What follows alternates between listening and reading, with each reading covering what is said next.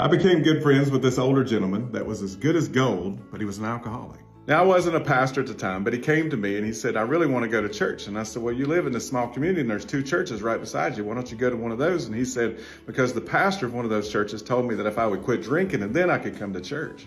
What? Now, I could spend some time talking about that, but I'm not going to. Here's what we did. I said, Sam, how about me and you get together and we'll just have a Bible study? He said, okay. So we gathered around his kerosene heater in his little mobile home and we had Bible study. And he looks at me and he says, can I drink a beer while we do Bible study? I guess. The very next week, he had one of his other friends there for Bible study that I didn't know was coming, and he brought his beer too. And the next week there was another, and the next week there was another, until we had about 6 guys that were all alcoholics that were having Bible study with me while they drank beer and I drank Mountain Dew. Oh, I said if the churches find out about this, they're gonna have my head, probably.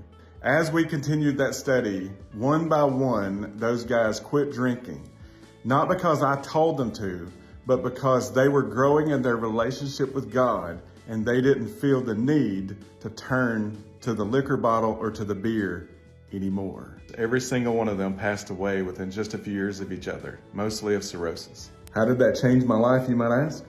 Because it was in that moment that I realized that if I ever become a pastor, that there will always be a place in our church for imperfect people, because I am one myself.